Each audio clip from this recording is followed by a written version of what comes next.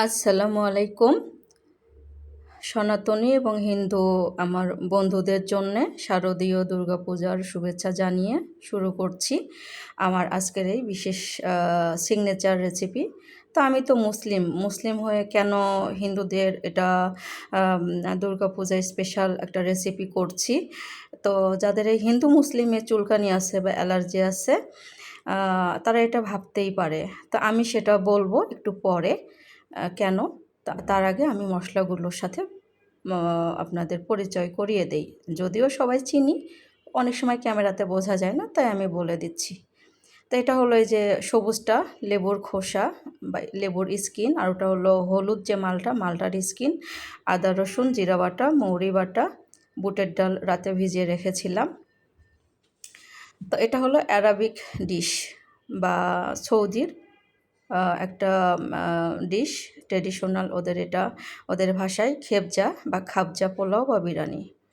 তো এটা হলো গরম মশলা, সাথে আমি এই যে শাহি জিরা বা কালো জিরাটা দিয়ে নিলাম।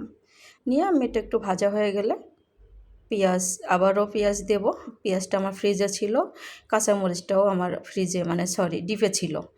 তো ভালো মতো ভাজা হয়ে গেলে, যেহেতু আমরা বাঙালি, আমি আমার স্টাইলেই করব, কারণ আমাদের একটু ঝাল ঝাল বা একটু বেশি কষানো না হলে আমাদের মুখে রোচে না বা জিহ্বাতে টেস্ট লাগে না। তো দিলাম গুঁড়ামরিচ আর হলো টমেটো।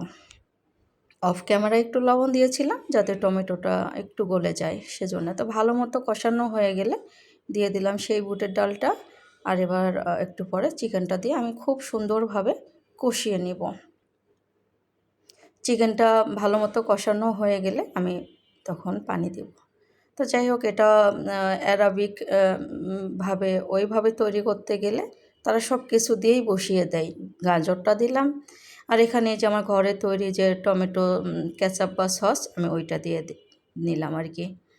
আমি এগুলো যা যা দিয়েছি আসলে এগুলোই দিতে হয়।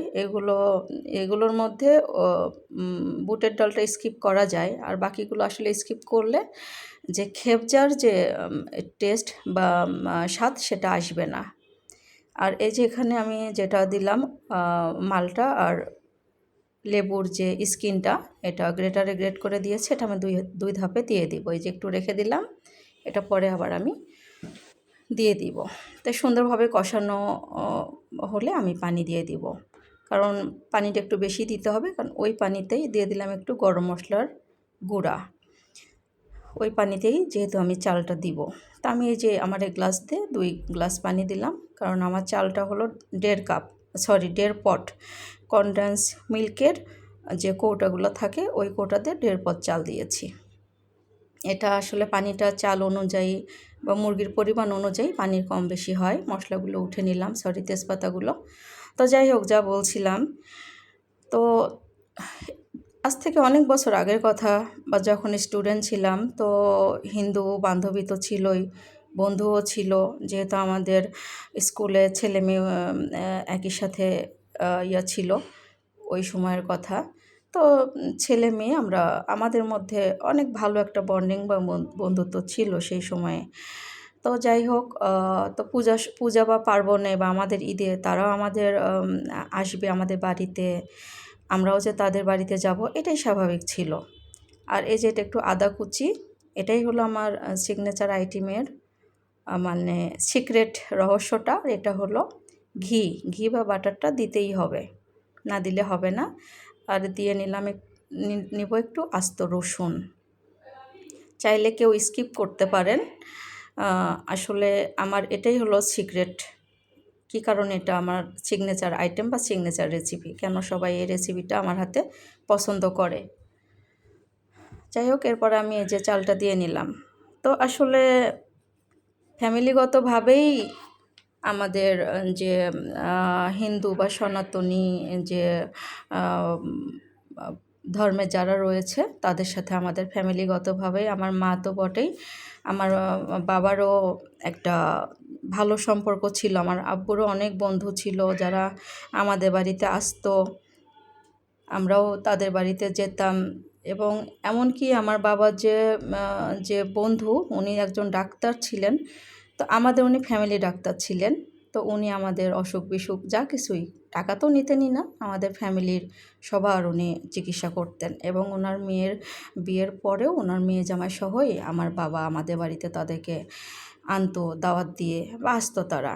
তো যাই হোক, আর ঢাকায় যেটা হলো যে আমার বাচ্চাকে স্কুলে দেওয়ার সূত্রে যে বৌদি বা ভাবি বা বান্ধবী যেটাই বলি না কেন, তাদের সাথে পরিচয় হয়ে গেল। তো স্বাভাবিকভাবেই আসা যাওয়া তো হবেই, তাদের পূজাতে, পূজা পার্বণে হোক বা আমাদের ঈদে বা যে কোনো অকেশনেই হোক বা জন্মদিন যা কিছু।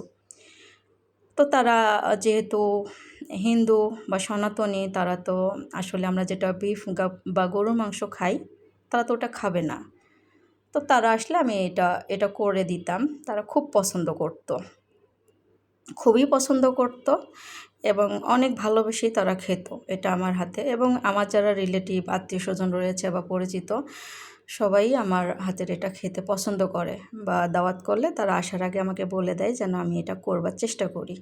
তো যাই হোক, অনেকে আছে হিন্দু মুসলিম নিয়ে ধাক্কাধাক্কি, অ্যালার্জি বা বিভিন্ন রকম সমস্যা। আসলে আমাদের এটা ফ্যামিলিগতভাবেই আমাদের মধ্যে ছিল যে ধর্ম যার যার, উৎসবটা সবার। তো যাই হোক, আর তার থেকে বড় কথা, আমরা কে সঠিক কে ভুল, আমাদের মৃত্যুর পরে আমাদের উপরওয়ালা রয়েছে, আমাদের আল্লাহ বা তাদের ভগবান বা ঈশ্বর বা সৃষ্টিকর্তা যেই হোক না কেন, আমাদের খারাপ ভালো সঠিক ভুল, কে ভুল কে সঠিক এগুলো বিচার করবার জন্যে আল্লাহ রয়েছেন। আমরা মানুষ, আমরা এগুলো নিয়ে বিচার করতে পারি না, আমাদের অতটা জ্ঞান দেওয়া হয় নাই আমাদের মধ্যে। তা আমাদের বন্ডিংটা আসলে ভালো ছিল। এবং শুধু আমার না, আমরা আগে দেখেছি ছোটোবেলায় আসলে সবার মধ্যেই হিন্দু মুসলিম এতটা ভেদাভেদ ছিল না। তো যাই হোক, অনেকগুলো কথা বলে ফেললাম যেগুলো আসলে বলা ঠিক না। আশা করি আমার এই রেসিপিটা আপনাদের ভালো লেগেছে।